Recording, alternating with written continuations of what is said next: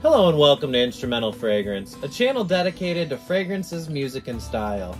Today we will be reviewing 1million Pacorabanne Lucky. This is an eau de toilette concentration.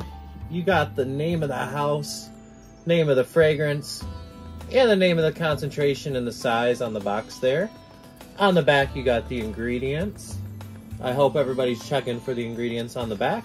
And then on the bottom, you got your batch code, so you can check and look that up as well.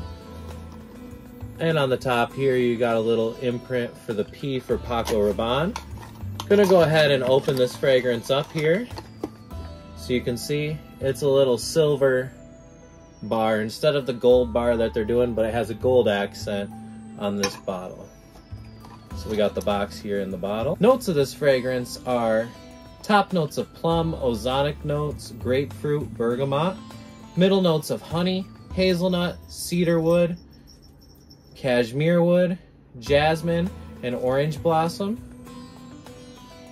A base of amberwood, patchouli, oak moss, and vetiver.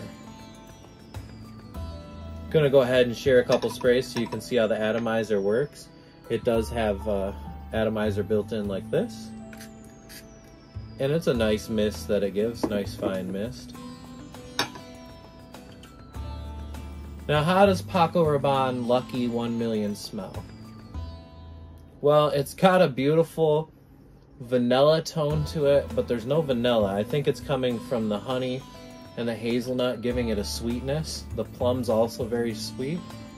It is different than all of the other 1million fragrances, as it's not overly cloying. I feel like even if you are just okay with a little bit of sweetness, you can get over this one and kind of enjoy it. I know women love sweeter fragrances or gourmand fragrances, so this is a great choice for date night or going out on the town. Overall, it does give you a little bit of a freshness. The ozonic notes do play a pretty good part in this fragrance, along with plum.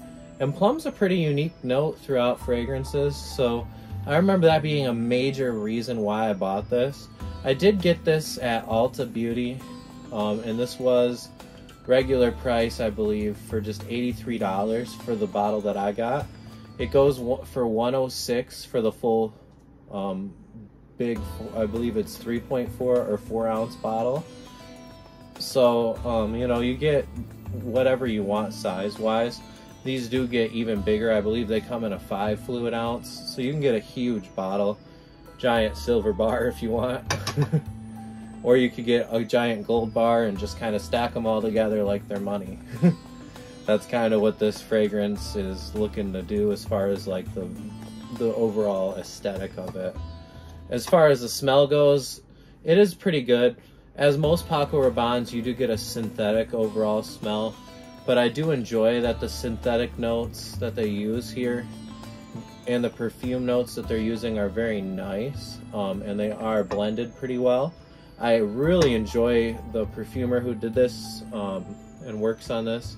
I enjoy the way that they did this, and I do commend them for it, because this can be worn, in spring and in fall. So to be able to do something that can kind of teeter in the spring or the fall is a very hard thing to achieve.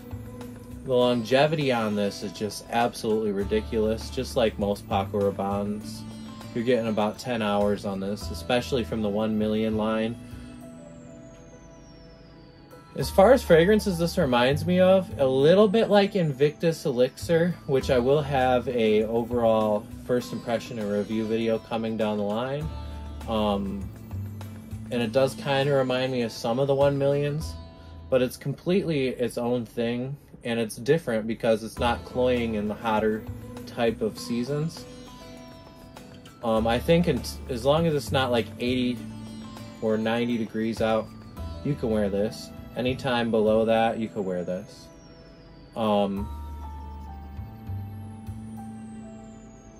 As this dries down, the vetiver is kind of coming out a little bit more, along with a little bit of spice from patchouli. And amberwood, if you're familiar with it or if you're not familiar with it, gives you kind of like a salty, woodsy kind of smell. So that kind of puts a play in this fragrance as well. But the honey, I love the honey, the hazelnut, and the plum. I think that's really what makes this fragrance. That's why I got this fragrance. As far as designers go, this is a really, really good designer. I'm gonna have to give this one a 7.5 out of 10 on my overall rating. Mainly because it's pretty unique for designers. It's not over the top unique, but pretty unique. It is versatile, as you can use it in spring, fall, and some of the lighter, weaker summer months, as well as some of the cooler, not as cold winter months. The longevity is great on this. It can be used as a date night scent, and it does have gourmand touches, but is also fresh, which is pretty unique. I do enjoy when fragrances go fresh and gourmand, because it allows me to kind of get into gourmand fragrances more, as that is my least favorite type of fragrance. I like more old school fragrances, but I do also, you know, kind of enjoy every type of fragrance. So that's why I do a fragrance channel. I enjoy female fragrances, male fragrances, any type of fragrances. So let me know down in the comments below if this is your favorite 1 million, which ones you've smelt. Let me know if you've enjoyed this before, what your thoughts are, what you get from it down in the comments below. As always, I would appreciate it if you like this video, subscribe, and hit the bell icon so that way you're reminded anytime I do content like this. I will do fragrance content all the time. I love doing it for you guys. Music content's coming in the future where we'll be doing videos there. So if you're into anything like that, do subscribe. It would mean the world to me. Thank you for watching Instrumental Fragrance, and I hope you have a wonderful day.